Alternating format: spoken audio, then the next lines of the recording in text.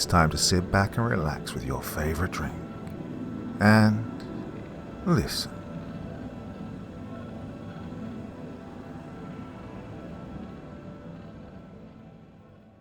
The Gym Teacher by Humboldt Lycanthrope.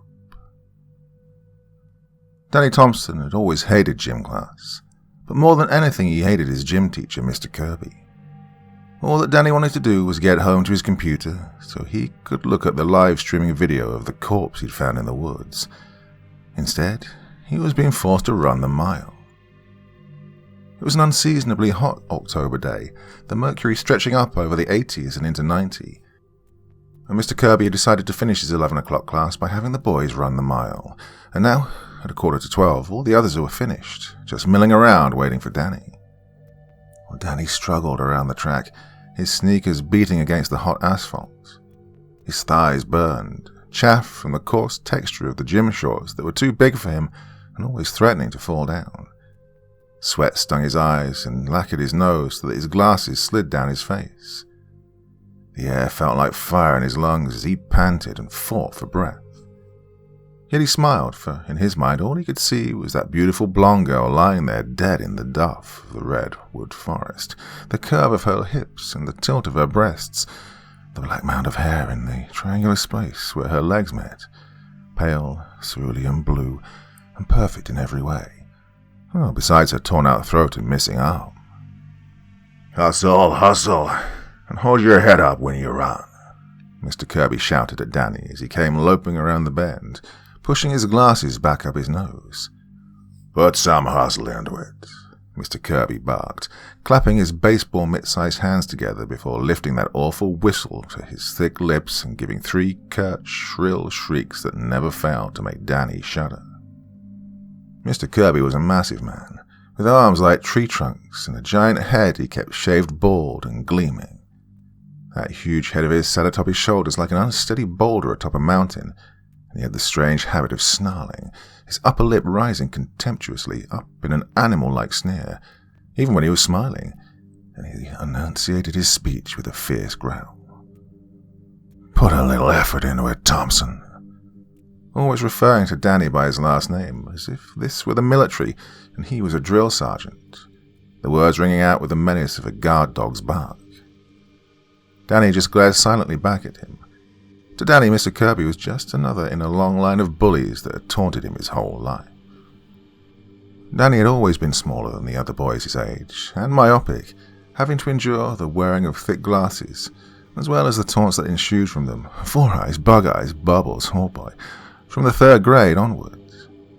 To make matters worse, his fierce intelligence, IQ of 165, had caused him to skip the 7th grade and go right into the 8th grade from 6th. So that now in his sophomore year, he was not only much smaller than the rest, he was also much slower and less coordinated, a trait his gym teacher, Mr. Kirby, never let him forget. Come on, move it, Thompson. At least finish for God's sake." Then he finally stumbled over the marker, hunched and exhausted, pretending not to notice the way the other boys were looking at him, as if he was some kind of pathetic cripple or invalid to be pitied and secretly mocked. All right, hit the showers, everybody," Mr. Kirby bellowed out with that weird sneer that exposed the canines on the left side of his mouth, slapping his hands together loudly before placing them firmly and formidably on his hips with the elbows jutted out. The boys tooling about the track started hooting and hollering and making their way to the locker room. Danny followed, trailing behind them, head down, studying his feet as they shuffled him along down the hall to his locker. He sat sullenly on the concrete bench and silently slipped out of his gym clothes and into his black jeans and white button-up shirt, ignoring the other boys who sauntered to the showers with towels tied around their waists, laughing and wisecracking with each other. Danny never took a shower after gym class. The idea of being exposed there before the others, wet, naked, and vulnerable, filled him with dread and anxiety. Danny had moved down to California from Oregon a little over a year ago when his mother had left his father after a particularly loud and nasty fight.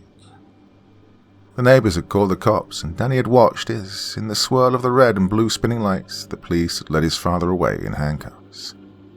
In the morning, his mother had packed up the old Buick station wagon and taken Danny and his 6-year-old sister down to California, to the little college town of Arcata for a new start, getting the hell out of Oregon before Danny's father had the chance to make bail and talk her out of it. And it was a new start. Everything was new, though not necessarily for the better in Danny's opinion. His mother had become some kind of new age hippie. Now, instead of the jeans and sweatshirt she'd worn happily up in Bend, blending in with all the other redneck mums, she wore long, flowing dresses with floral prints, an anklet of bells, an amethyst necklace, and there were crystals and scented candles everywhere. She got a job at the big co-op health food store and started taking classes on herbalism. Worse yet, she'd taken on a hefty lesbian lover named Gail who behaved exactly like her in every regard. Then there was the new school, Arcata High. The kids here were hipsters, not like the rednecks Danny was used to. They listened to strange music he was unfamiliar with, dubstep and crust punk, and he felt as alienated from them as he did from the hicks he'd despised back in Bend for being ignorant backwards morons. Most of the time Danny's presence in his new school was an invisible one. He easily passed all his classes without even trying, and any subject that interested him at all he was sure to receive an A in. But he could be moody and surly with his teachers, disdainful and arguing some obscure point with them, one that he was inevitably always right about, and more often than not he would irritate them to the point where they just barely passed him with a C. Most were content just to leave him alone to brood and stare off into space. But gym class was different. It was the one place where he did not easily excel, the one place where he was called out again and again in front of his peers, where Mr. Kirby would harshly tell him to put some hustle into it or follow through with his swing, nodding, his plump eyeballs peering out, his big bald head in search of students who agreed, jocks who concurred, and Danny would feel like some nocturnal insect exposed to the light of day. The rock that hid him suddenly lifted off so that he was left squirming in the bright sunlight, a writhing, ugly creature trying to scamper off into the darkness and seclusion where he felt safe. The first time he'd read Metamorphosis, he'd know exactly what Kafka was talking about. When Gregor Samso woke up one morning from unsettling dreams, he found himself changed into a monstrous vermin. Danny was very familiar with that sensation. It was silent study, and Danny was in the library reading Philip Kahlo's The Night Stalker for the 4th time. A Streetcar Named Desire was going to be the school play that year, when a group of girls near him prattled on about the girl who'd gotten the lead role of Stella. "Can you believe Creedence got the lead?" The one loudly chewing gum and twisting a lock of hair around her finger whispered conspiratorially. "She was like so ugly all her life. I mean, just a year ago she was the ugliest girl in school. Dog, an utter dog. Clown dog, no less. Now she gets the lead role. I know, right?" Well, listening to them, Danny came under the distinct impression that none of them had ever even read the Tennessee Williams play, and he pushed his glasses up his nose, slammed his book shut with a little too much flourish, got up, and skulked off to a corner seat where he could read in quiet. Danny loved the library. The comforting smell of old books, the quiet, the studious manner the place affected, the kindness the gentle old librarians would show when they saw that you truly loved books and were there to read, study, and reflect. He settled happily into a corner seat, surrounded by the vertical spines of familiar volumes that had become like old friends to him. He looked out at the other students, splayed in the wooden chairs, and spied a long-haired kid in a faded black Slayer shirt, reading the Stephen King book It. What a fool, he thought, reading about an alien clown named Pennywise. That was scary. What Danny was reading was real. Richard Ramirez, the Night Stalker. Here was a real monster, someone who, under the cover of the night's darkness, watched you through your window as you slept, and then crept silently into your home while you were blissfully lost in some dream, utterly unaware of death's presence sneaking up on you in the form of this madman Satanist. The lucky were executed quickly with a gunshot to the head. The unlucky were tortured, raped, and their eyes ripped from their heads, their spilled blood used to write satanic messages and pentagrams on the walls. This was real. There was no rationalizing it, no denying or doubting it. It was fact. Danny was obsessed with serial killers. He could tell you the exact number of bodies found in John Wayne Gacy's crawlspace, the names of the girls Ted Bundy, had squirreled away to secret locations for his nocturnal necrophilia, the names of the ones he left for dead where they were, heads smashed open.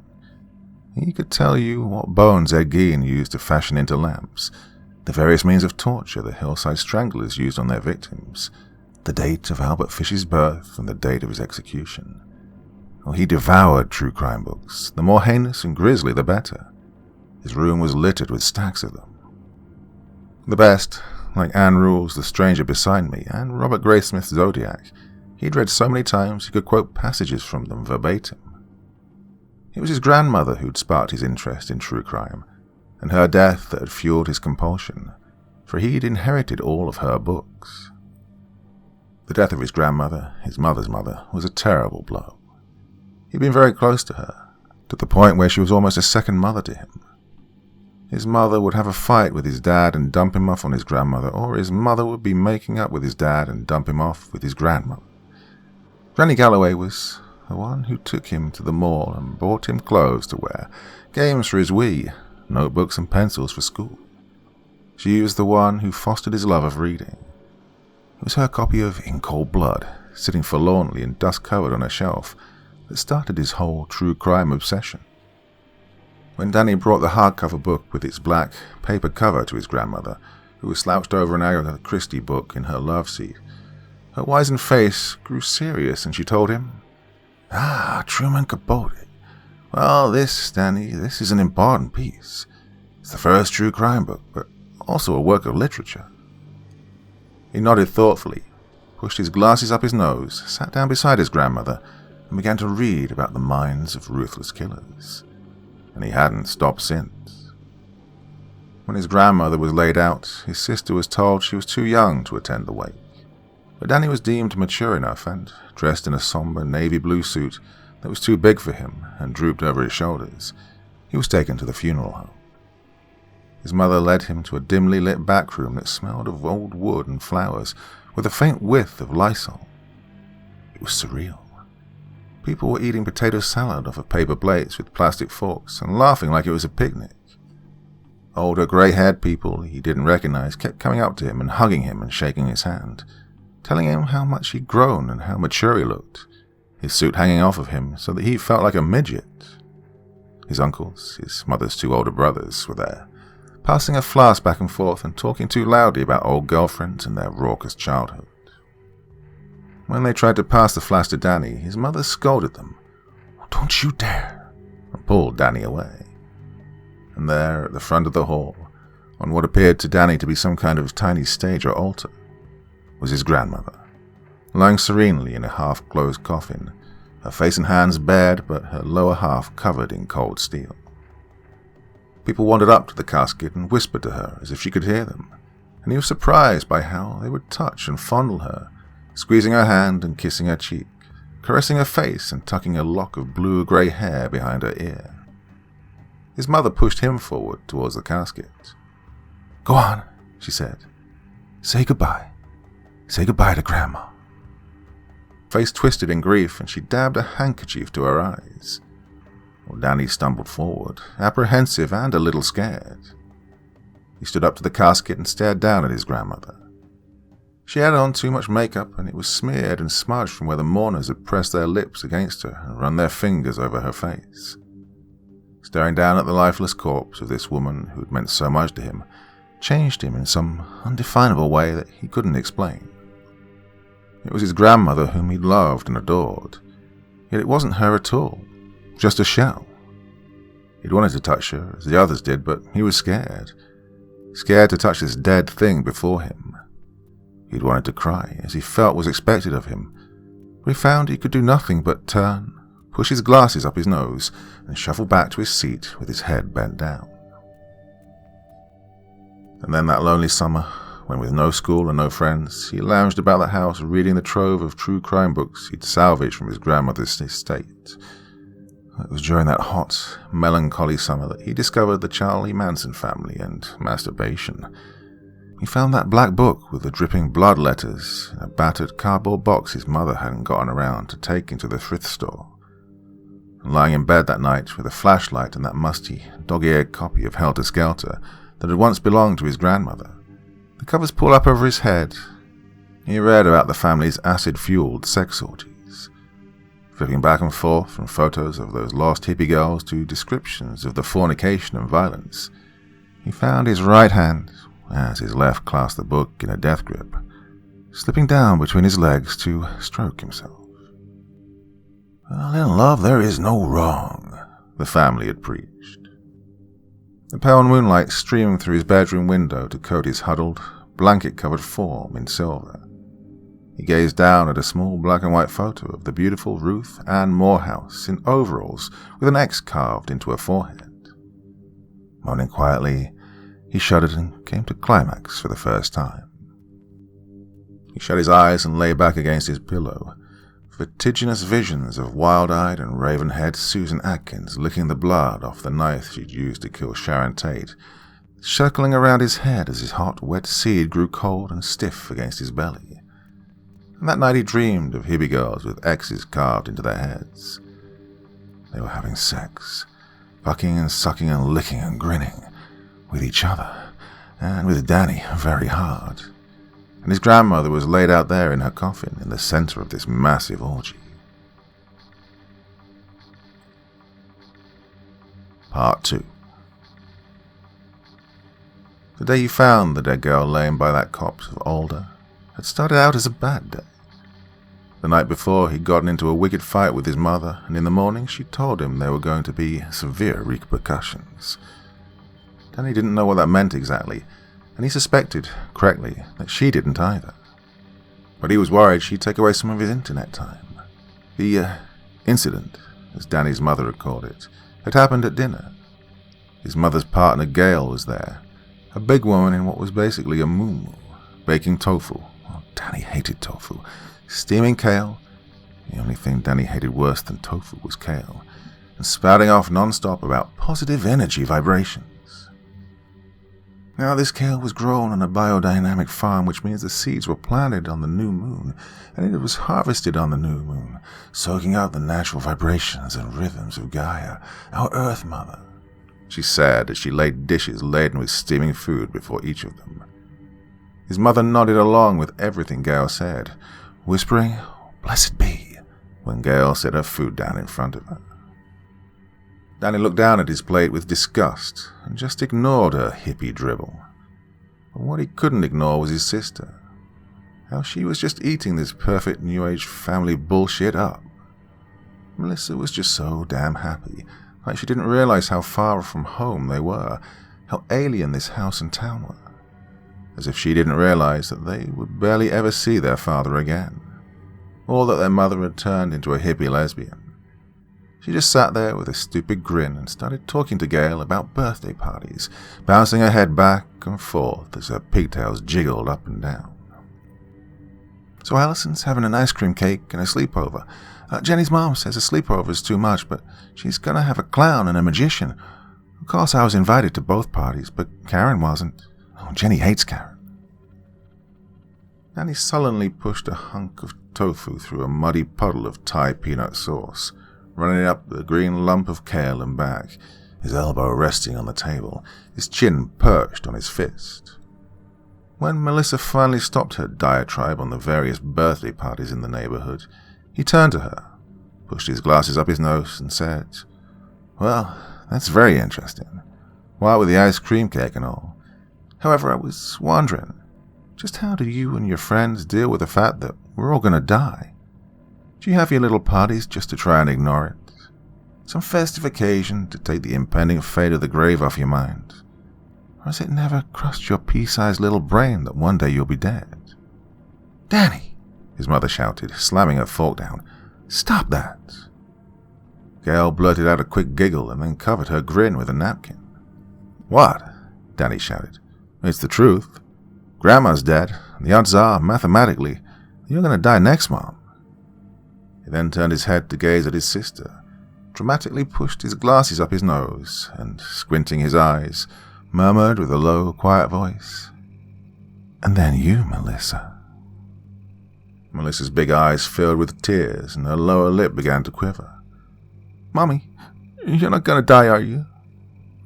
Gail calmly plopped a piece of tofu, dripping with sauce, into her mouth, and while chewing it loudly, lips smacking, stated, "Well, I see death as just another change, and when the time comes, I'll welcome it as part of my soul's journey."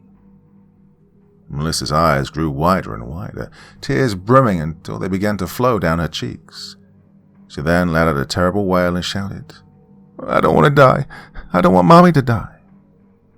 Danny's mother threw down her napkin, pushed out her chair, and quickly strode over to the little girl, wrapping her arms around her and pressing her face, a nod of woe, against her belly, slowly rocking her and stroking her hair. "Oh, shh, Mommy's fine. Nothing's going to happen to Mommy." She shot an angry glance at Danny, hissing, "Look what you've done." "Like I care," Danny shouted, leaping to his feet and knocking his chair to the ground. "You stupid fucking dyke. You two are disgusting and you make me sick." "Danny, you apologize right now, this very instant. Hey, where are you going?" But Danny wasn't listening. He was racing up the stairs to his bedroom and slamming the door. He threw himself onto his bed and buried his head in his pillow, weeping like he wished he'd done when his grandmother had died. Missing Oregon, the little house he'd grown up in, the quiet street with all the fir trees. Missing his father, that big burly man with a beard and mop of orange hair, who he'd hated so very much back then, whom he'd feared so very much back then. Awakening at night to hear him come home drunk, slamming the door, breaking things, screaming at his mother till, invariably, there'd be that smack and the sound of his mother's weeping. The next day, at the end of English class, when the bell rang and everyone rose from their seats and started off for hall, Danny shuffling behind them with his head down. The English teacher, Mr. Jones, called him sternly over to his desk. "Danny, I need to talk to you for a moment." Danny sighed, pushed his glasses up his nose and walked laboriously slow up to Mr. Jones's desk, literally dragging his feet along the linoleum. Mr. Jones was a stuffy old man with a pot-belly who favored sweater jackets with elbow patches over blazers. He had an unkempt, salt and pepper mustache that he was often absent-mindedly stroking, which was what he was doing then as he peered down at a bundle of papers on his desk, barely perceptibly shaking his head back and forth with a worried and perplexed furrow to his brow. He looked up at Danny, lifting the sheaf of papers and pointing them accusingly at him. "What is this?" he asked agitatedly. Danny mumbled back, barely audible, "That's my English report." The report was supposed to be on Jack London's Call of the Wild. This is a report on the Marquis de Sade's 120 Days of Sodom, after I specifically told you that book was not even allowed in the school. Danny shrugged his shoulders. "I couldn't read Call of the Wild. London's a hack. Everyone knows that." "You could have said as much in your report. If you backed it up with strong evidence, it would have made a fine paper. Instead, you went and did exactly what I told you not to do. Just look at this. The metamorphosis of the body through rape or mutilation represents Sade's desire for catharsis and transformation. However, his fixation on anal rape represents the futility of his desire for change in that no seed will take in the anal cavity, unlike the vagina that represents the possibility of new life. Do you really think this is appropriate in school?" "Well, you didn't like it?" Mr. Jones sighed, used his thumb and forefinger to brush his mustache. "That's not the point, Danny. Look, I'm worried about you. You're so smart. I mean, let's face it, you're a genius. But you have no discipline whatsoever, and you're so obsessed with the macabre.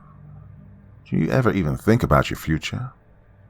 "Well, yeah, I guess." "You guess? What about college? Have you thought about that? Where are you going to go to college?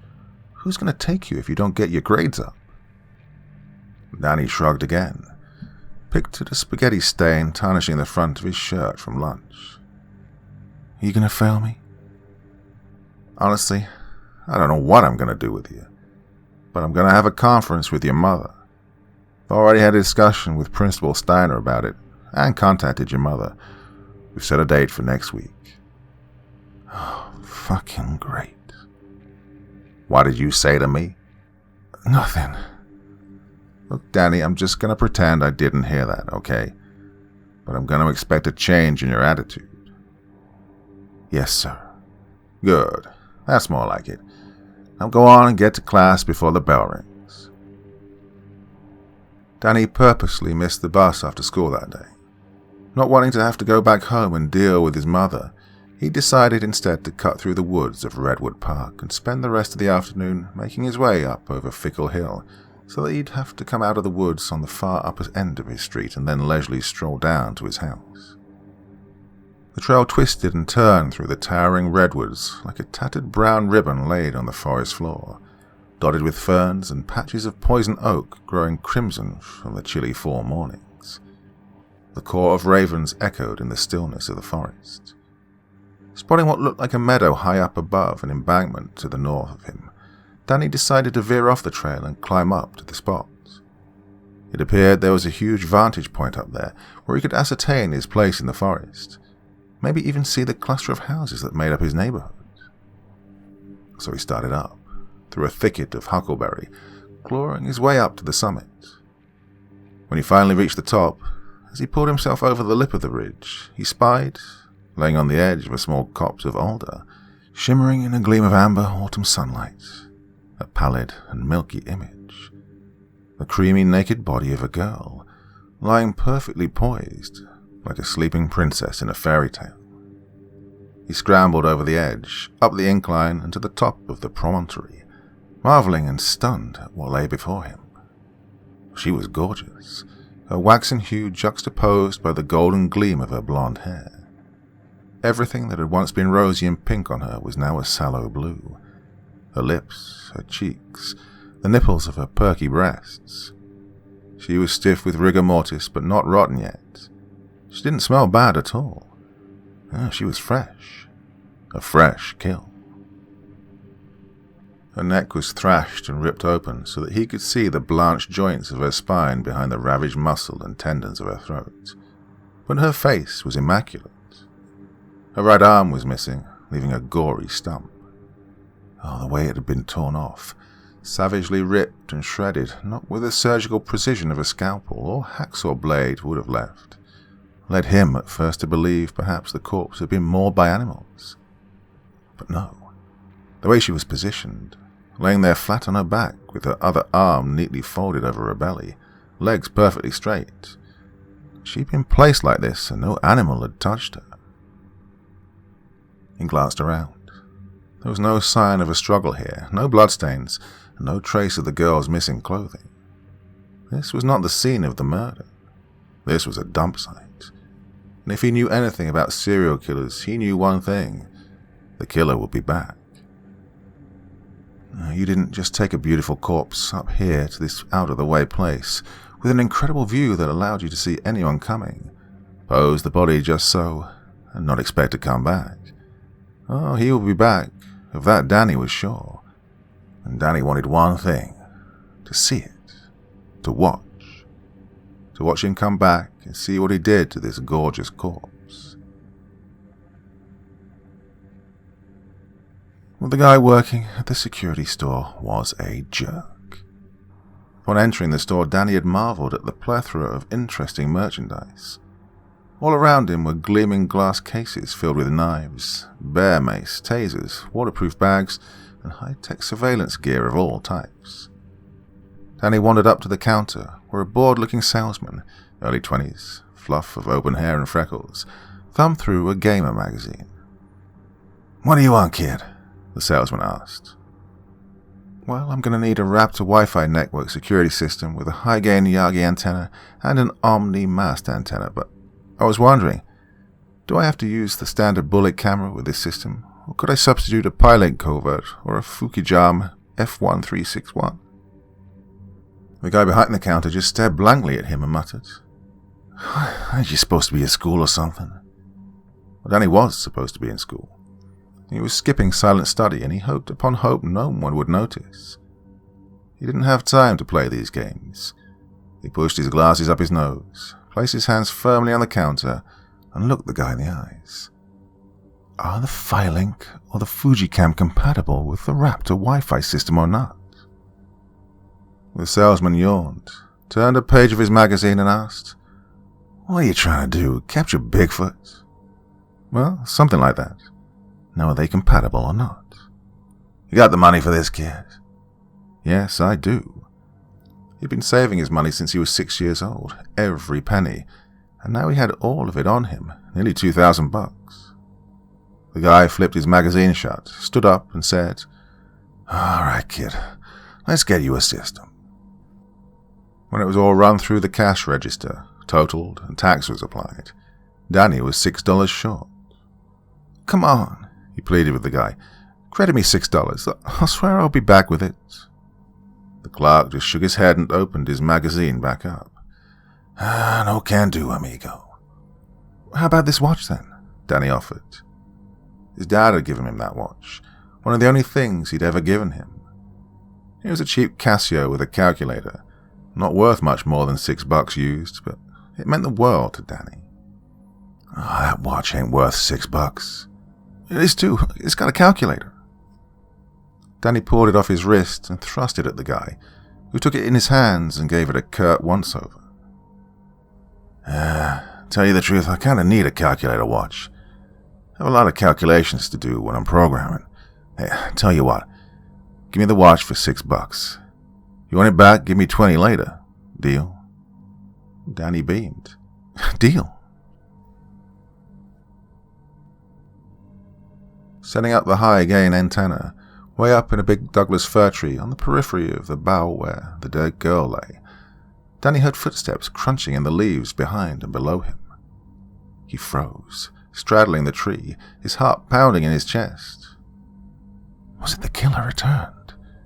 A hiker who discovered the body with him here at the crime scene, setting up a surveillance system? He clung to the tree, terrified, too scared to move, to even look down. The footsteps came closer, slowly closer, till they were right below him, and then they stopped. Whoever it was right below him now. He waited for what seemed like an eternity, willing them to go on, but only silence. Finally, he chanced a furtive glance downward to see an 8-point buck below him, chewing cud. He heaved a sigh of relief. A deer. It was just a deer. The deer then stepped forward towards the dead girl and sniffed the body curiously. As Danny scampered quickly down the tree, he cast a quick glance up at him with his big black eyes and darted off into the brush. Back on the trail, heading home, the shadows of the towering trees growing long and dark, the reality of the situation finally dawned on Danny, and he wondered, just what the fuck am I doing? This was absolutely crazy. He should call the cops. He'd be a hero. But another part of him, the part of his brain that carried the blood that poured in and out of the erection that pulsed in his pants, said no, this was good. That he deserved this. And in the end, it was too late. He'd done it, and that was that. What was it that Lady Macbeth had said? What's done cannot be undone. And what followed over the next several days was like a feverish dream.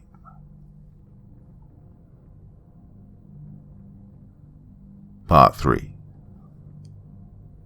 The corpse, just the thought of it, would send Danny into a delirium of mad ecstasy.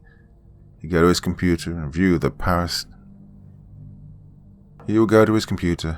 paradisiacal image that his security camera conjured.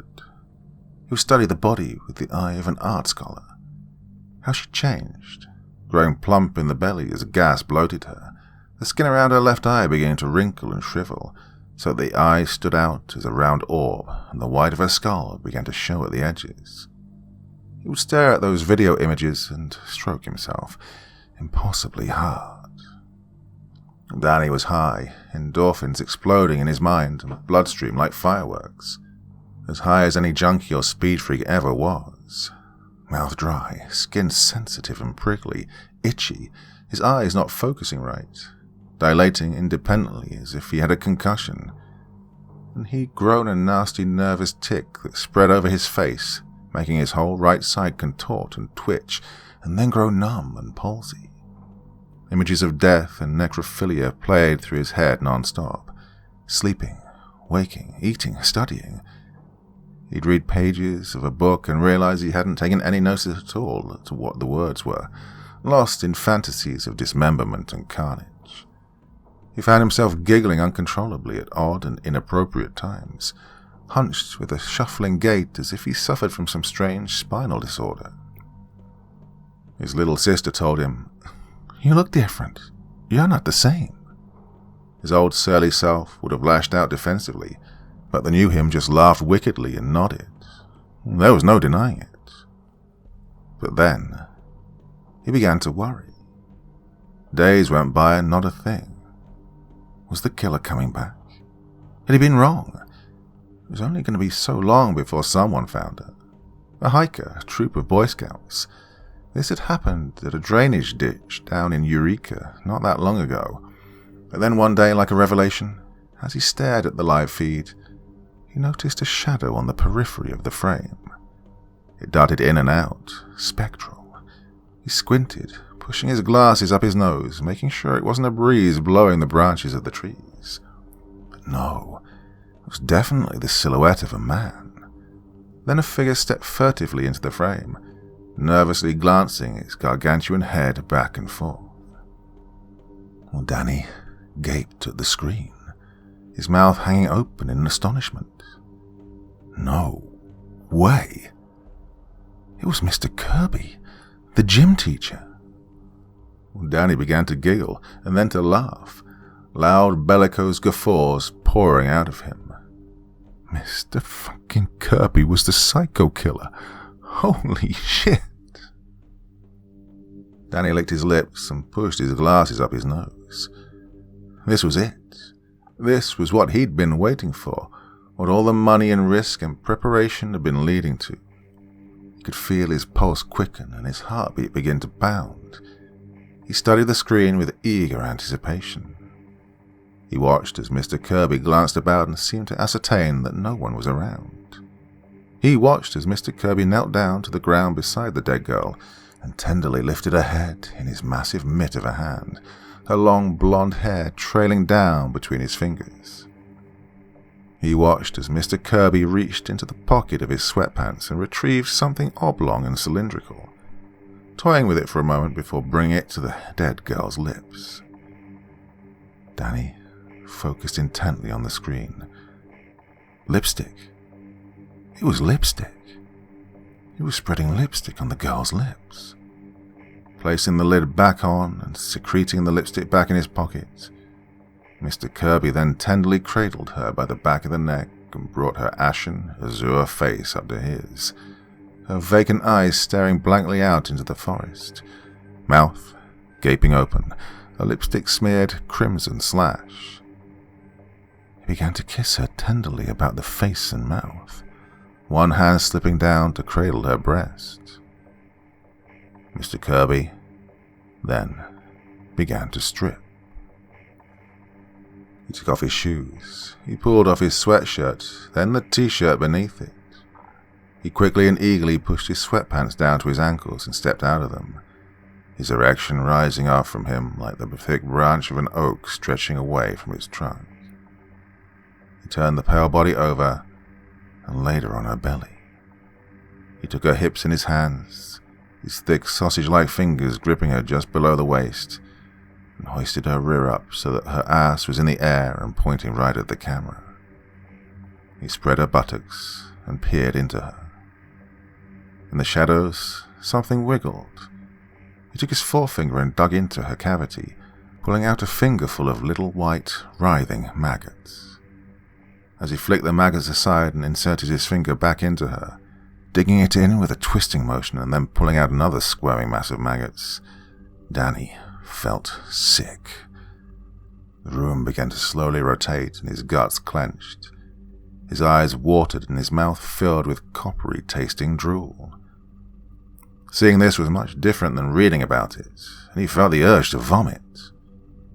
He watched with difficulty as Mr. Kirby fired a glob of spit onto the head of his dick and pressed the saliva dripping tip against the lips of the dead girl's anus.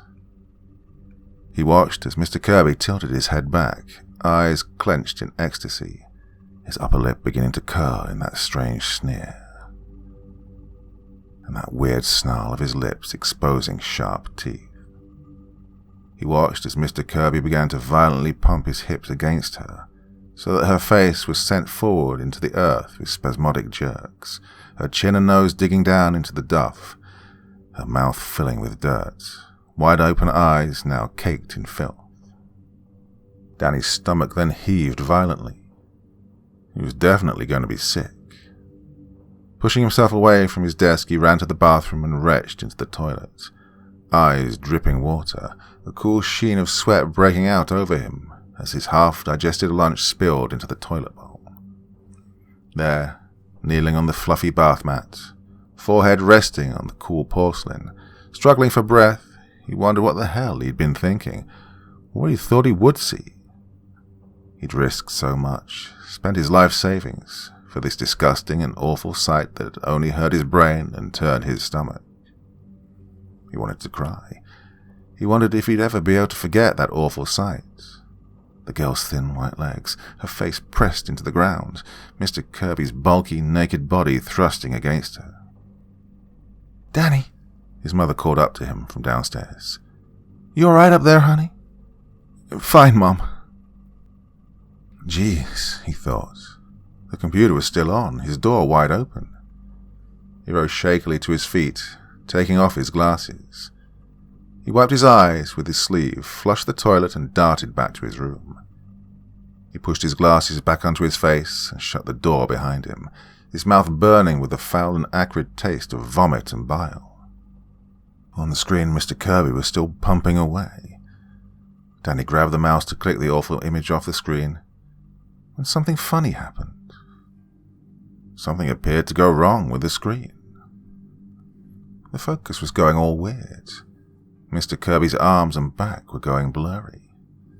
Danny squinted, looking closer to the screen, and saw it wasn't the focus, but what appeared to be hair curling and spreading up and over his shoulders and down his massive arms. Then something very dramatic happened, and Danny was frozen as still as a statue. Mr. Kirby thrust his head back so far, it appeared that his neck had snapped. He opened his mouth impossibly wide, a black chasm growing on his face, and the structure of his head completely changed. His eyes went yellow, the pupils as vertical as a cat's, and his nose blackened and shriveled into a snout. A riot of needle-like teeth sprouted from the darkness of his gaping mouth. The writhing hair, now a maelstrom of growth, spread faster and faster and grew thicker and thicker till it was completely enveloped in a grey and black pelt. He thrashed his head from side to side, snarled in that weird way, but now it wasn't the head of a man at all, and took her shoulder in his mouth, filleting it, shaking his head furiously back and forth as shaggy, pointy ears unfurled from the top of his head. He wrenched his head back again, chomping on the flesh torn from her shoulder and gulping it down quick, in jerky swallows. Mr. Kirby retained no trace of his human form. He was now a huge, wolf-like beast easily as big as a pony or small horse, still thrashing and humping her body, until he spasmodically shuddered in what Danny assumed was an orgasm. He went still a moment, panting, then rose up on all fours, pulled himself free of her and began to circle the body, sniffing it. Opening his massive snout, all those fangs gleaming, he grasped the dead girl by the remains of her throat and darted out of frame, dragging the corpse along with him. Danny trembled as if from cold, his teeth chattering. What had he just seen? What had just happened?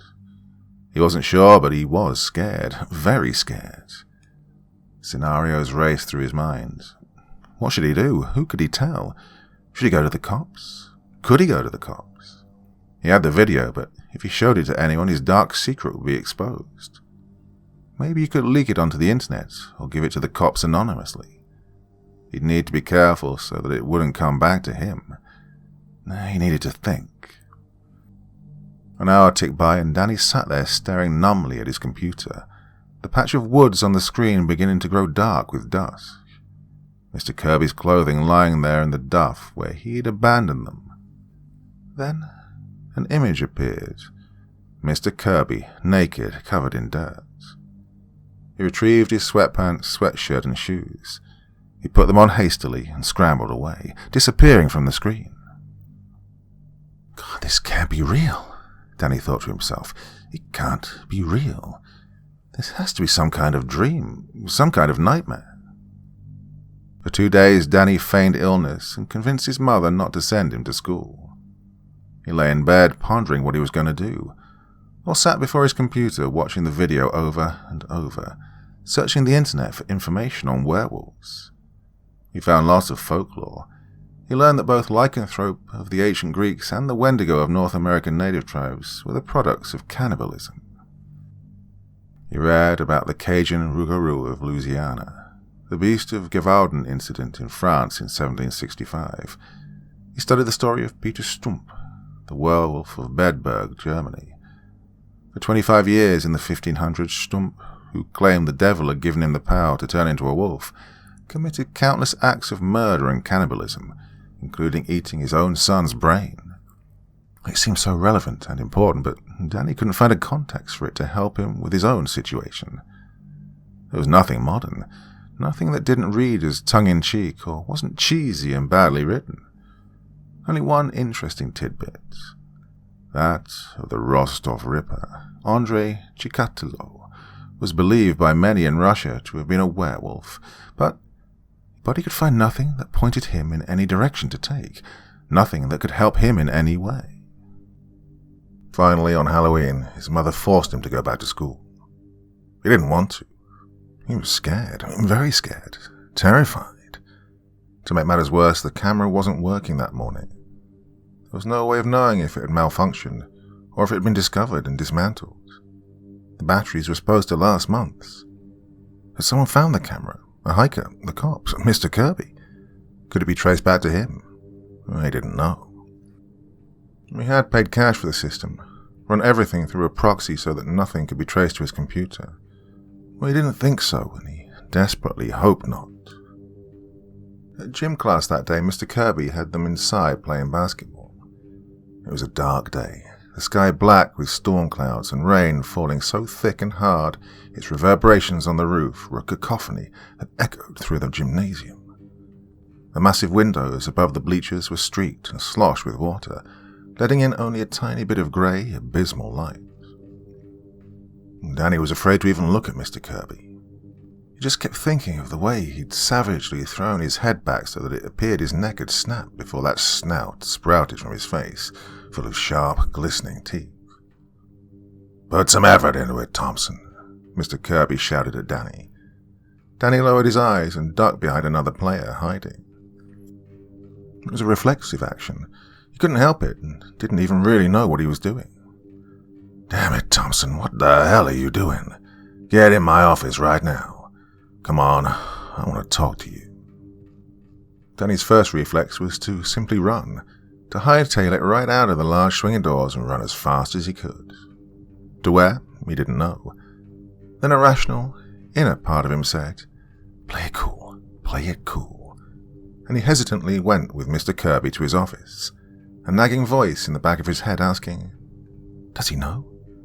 Could he possibly know?" Mr. Kirby shut the door and turned to Danny. "What's up with you, Thompson?" he asked, and Danny could see his canines flashing in the dark recess of his mouth like flashbulbs. "Yeah, you think you're so frickin' smart, don't you?" Danny looked up at his massive arms, speechless and terrified, remembering how the hair there had curled and swirled into a thick pelt. "Well, guess what, son? You can't even run a mile. Can't even walk it with your head up. You need to get in shape, boy. Now, listen, I'm not saying this to be a dick. I know you're a year younger than the rest of those assholes out there. I'm doing this because I like you. You got a future. You're different from all the rest of these jerks. And when you get out in the real world, you're going to have to deal with tough guys like me. Tougher than me. Real sharks. CEOs, business executives. Well, just want you to be prepared, okay?" His eyes softened and his lips spread into a genuine smile, like he really meant it. And he reached out a hand to jostle Danny's hair. Reflexively, Danny recoiled. "Easy, Thompson. I don't bite. Now get out there and put a little effort into it." Danny nodded, rose awkwardly, and ran back into the gymnasium. Part 4. The school was letting out, the rain abated and the sky cleared. As afternoon gave way to evening, the weather turned warm and the crickets began to chirp with the last vestige of summer. That night, Danny's mother forced him to take his little sister trick-or-treating. She was surprised that he didn't want to go. "What do you mean you don't want to go, Danny? I thought you loved Halloween. You've been working on your costume for weeks." His costume consisted simply of a black suit with the letter M written in chalk on the back left shoulder, a fedora, and a child-sized doll, naked and covered in bits of gore and fake blood. He'd been looking forward to being asked who he was and replying, "The Dusseldorf vampire." When he received the inevitable "Who?" he would state, "Peter Curtin, of course, the psychopathic child killer and necrophile who killed over 79 people from 1930 into 1931 before he was eventually caught and executed by having his head lopped off in the guillotine." It seemed like a clever costume, smart, witty, depraved enough to be edgy and dark, even funny in a disturbing way, but no longer. The costume held no allure to him now. He didn't want to wear it, and he didn't want to go out on the streets either. "I don't like my costume. I don't want to wear it." His mother sighed. "Look, costume or no costume, you're taking your sister out trick-or-treating. Have you forgotten that you're in big trouble? You need to step up and be a big brother. Take some responsibility." Just then Gale and his sister came down the steps. Gale was dressed as a witch in a long black gown with a pointed hat, face painted an avocado shade of green. His sister was dressed like a cat in a black leotard with clip-on ears, a little nose and whiskers painted on her cheeks. "Can't Gale take her? Look how good they look together." "Meow," Melissa said, swiping at the air. "No, Danny," his mother stated firmly, crossing her arms and tapping her foot. "Gale and I are staying home and giving out candy. Now, do as you're told." Trick-or-treating that night was a nightmare for Danny. All the things that had seemed so silly to him in years past, the strange masks, the tombstones and cobwebs, the scarecrows and skeletons, even the jack-o'-lanterns, were now absolutely terrifying. He was scared to even go up the walk to the houses with his sister, and instead lingered back, watching her, jumping with fright when a gaggle of kids in zombie garb darted past him. As the sky grew darker and the shadows of the forest fell over the neighborhood, he couldn't take it anymore. It was too much. He felt danger in every lurking stranger, every dark recess between the houses or behind the shrubs that lined the suburban lawns. He decided right then that he was going to come clean. First to his mom. He was going to tell her everything about finding the corpse, his sick compulsion to put a camera up over it, and then the police. Just come clean and bare his soul. Let them look at the footage, watch Mr. Kirby turn into some kind of monster, and let them figure it out. He was done. Done with serial killers, done with true crime. It just felt like a dirty and wretched weight on him, and he desperately wanted out. He was scared, petrified, and he just couldn't take it any longer. They'd go home and he'd tell his mother and Gale everything right now. "Come on," he said to Melissa. "It's getting late. Your bag's full and people are shutting up for the night." "Look how much candy I got," she said, opening her bag wide for his inspection. Her brown eyes saucer wide above a huge smile and painted whiskers. Danny choked up and felt more love and tenderness for his little sister than he'd ever felt before. A revelation hit him, that he'd been jealous of her because she was the baby, that he'd always looked down at her and seen her as a stupid brat when he should have been the one looking out for her, the one being strong and giving support. His eyes moistened, and he struggled to speak. "It's great, Melissa, just great. And I had a fun time with you tonight." "Me too." And she wrapped her arms around his waist and pressed her cheek to his chest, and he clenched his eyes shut and bit his lips so as to not break down crying right there on the street. When they swung the door to the house open and stepped in, Danny could immediately tell that something was wrong. Ordinarily, every light in the house would be on, and his mum and Gale would be lounging on the couch drinking wine, listening to NPR and laughing boisterously. Now there was silence, only one lamp lit in the far corner of the room. "Mommy?" his little sister called out into the darkness. Danny flicked the light switch, illuminating the room, and something was definitely not right. There was a bottle of wine open on the coffee table with glasses, but one of the glasses was knocked over and dark red wine had spilled down off the table and formed a puddle on the floor. His sister stepped forward, the floor creaking beneath her. "Mommy?" Danny could feel dread eat into his bones like a parasite, a fat tick gnawing into him, and he knew this was wrong. Something was wrong and they had to get out of there. He reached out and grasped his sister's elbow. "No, don't go in there. Come on, we've got to get out of here." The slam of the door behind him caught him off guard, and the air in his lungs turned to ice as he reflexively spun around towards the sound to see Mr. Kirby behind him, his round, fleshy face a grimace, his eyelids half shut over his globular eyes in a horrid leer. His upper lip was curled and the light glared off his bald dome. "Gotcha," he half whispered in a growl and grabbed them both up easily in his thick arms. Mr. Kirby had them all in the basement. Danny, his sister, his mother, and Gail, lined up in a row on the big couch, arms and legs bound with industrial zip ties, duct tape wrapped around their mouths to gag them. He paced back and forth before them, talking with the sententious tone he gave the gym class when he pontificated on the virtues of effort, discipline, and hustle, slapping a beefy hand into his open palm to make a point. "What makes a man a monster, huh?" He turned and faced his captives, cue-ball eyes stretching out from his giant bald head. "Are they born that way?" Meaty sound of hand slapping palm. "Do they learn it from their parents? It's because they got hit in the head. Can you see it in a child who pees the bed, plays with fire, tortures animals?" He stepped forward and grabbed Danny by the hair and pulled his head up, at the same time lowering his so that their faces were mere centimeters from each other. "Do we see it in a child obsessed with murder and death that spies on people and sees things that are none of his business? Thompson?" He released Danny's hair and resumed his pacing.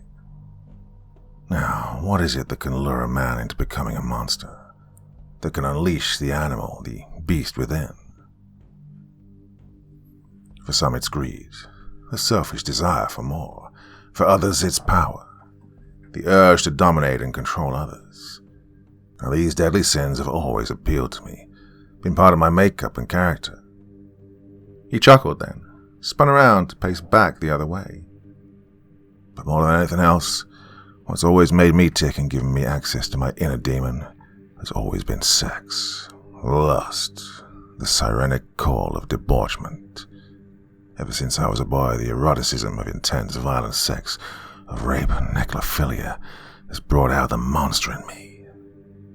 His eyes gleamed and he smiled, casting a sly look and a lurid wink at Danny. "I know you know what I mean, Thompson. Well, eventually I learned to control it." He chuckled again. "Well, somewhat. You can still get the best of me from time to time."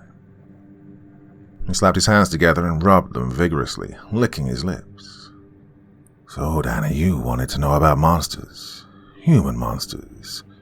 I've seen you with your little books. So interested. Well, I hope this has been informative. You wanted to show her. You wanted to watch. A little voyeur. You wanted to see a spectacle. Well, I'll put on a show for you." He began to undress, sitting down to unlace his shoes, taking them off one by one and placing them carefully aside before standing and slipping his sweatshirt over his head. Greatest goddamn show on earth. He strolled bare-chested to Danny's mother, gently caressed her face with his big hand, wrapped a lock of her hair around his finger. She squirmed and struggled against her binds, her eyes bulging and leaking a torrent of tears, snot pouring from her nose, trying desperately but feebly to scream through the duct tape gag. "You know, Danny, your mother's not a bad-looking woman, not bad-looking at all." And he pivoted that massive bald head toward Danny, with that weird snarling curve of his upper lip, he asked, "How'd you like to watch me fuck her skull?" Danny Thompson was not like the serial killers he was so obsessed with. Nothing like them at all. They were psychopaths, sociopaths. There was something lacking inside them, something wrong with their minds.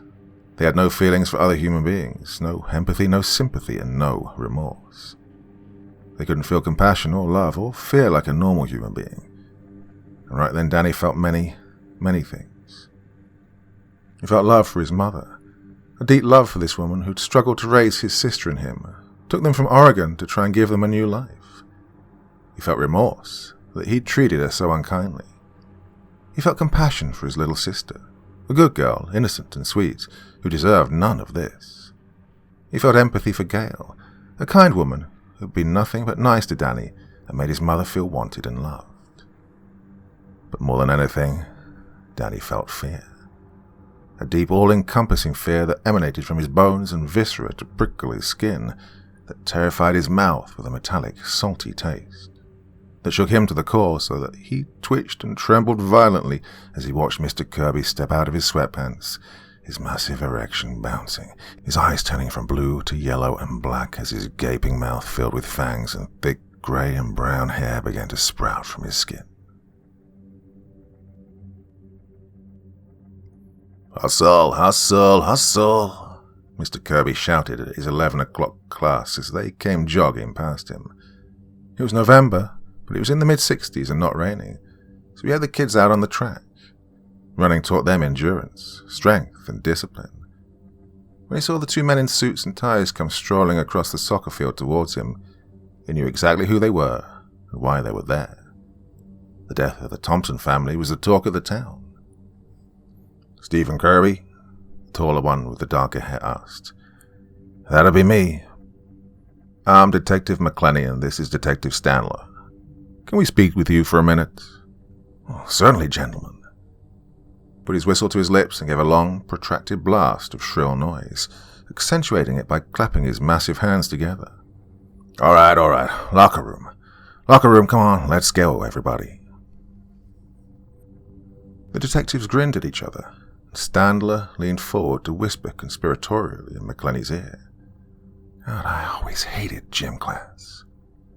McClenny grinned and mumbled back, "Ditto," as they followed Kirby back into the building and to his office. "So, what can I help you guys with?" Mr. Kirby asked as he sat down at his desk. "Assume this is about the Thompson incident?" The detectives gave each other a quick sideways glance before McClenny asked, "So, were you always Danny's gym teacher?" "Yep, that's right." "Well, you are aware of what happened, right?" "Well, not the details, but I know they were attacked by an animal or something on Halloween." "That's right. The wounds are consistent with an animal attack, and the DNA from the hair, saliva, even oddly enough, and we've never seen anything like this before with an animal attack, even the semen were for some kind of canine. Wolf of sorts. Well, there hasn't been a wolf in California in over 90 years, and even then this appears to be some kind of prehistoric wolf that's supposedly extinct." Kirby stared at them with a dumbfounded expression, mouth agape, eyes wide in stupefied wonder. "Don't get it. Thought it was some kind of bear or mountain lion. There have been mountain lion attacks here before." "Yeah, there has. Several, as a matter of fact, but never in a victim's home." "Well, I've heard of bear attacks like that. Bear comes in to get the trash, mauls the dog and any human that gets in his way." The detectives glanced at each other. "Yeah, that does happen here in Humboldt County. But this case is different from it seems a robbery took place as well." "What? I haven't heard that." "Yeah, the boy's room was definitely rummaged through and it seems like his computer was taken. Actually, every computer in the house was taken. We also were unable to uncover any cell phones or his mother's iPad." Well, it's fucking crazy, guys. Don't know what to say." "What we were wondering is what you had to say about this." And Detective Standler placed his leather briefcase on the desk, clicking it open with his thumbs. He retrieved a thick plastic bag containing a spiral-bound notebook. He looked at Kirby inquisitively as he pulled it from the bag, thumbed through it, and set it before him. There on the page, written over and over, was the sentence, "Kirby is the wolf. Kirby is the wolf." Mr. Kirby squinted at the page, shaking the big round dome of his bald head, then puckered his lips and gazed up sheepishly at the detectives. Well, honestly, I'm not surprised he'd say something like that about me. Oh, that kid hated me. I tried to push him. Smaller than the rest and slower. I just thought if I could motivate him, it would help him in life. Toughen him up. Let's face it, guys, it's a tough world out there. He then sighed, blew air through his puckered lips, and then looked back up at the detectives with his eyebrows arched and an earnest set to his eyes. In the end, the kid just had no hustle. And he shook his head sadly. The detectives peered at him for a moment. McClenny with his hands on his hips, Stanler adjusting his tie, and there was an uneasy quiet between them. Kirby stared straight back with a thoughtful and beatific expression before McClenny finally broke the silence.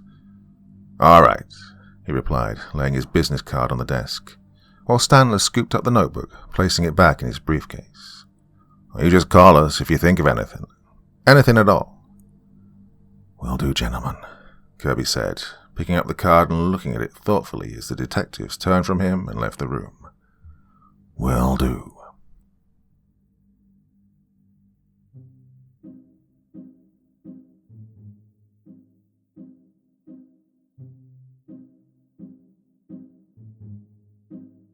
So, just in case you needed it, yet another reason to hate gym teachers. Oh, did he get away with it? Seems like he did. God, I don't like that, do you? What a horrible, nasty piece of work, even for a werewolf. Well, a long one to get the week continuing, actually. It's Wednesday, isn't it? Thought it was Monday for a second there. Oh, my brain is gone, it really has. Anyway, horrible wet weather here. Absolutely chucking it down for a couple of days. I've got to travel half the length of the country tomorrow for work, so let's hope it's not raining in the morning. Well, enough of my complaints. Good story there for your Wednesday evening's entertainment. Back again tomorrow night with the podcast and back again here on Friday. So until the next time, my dear friends, very, very sweet dreams and bye-bye.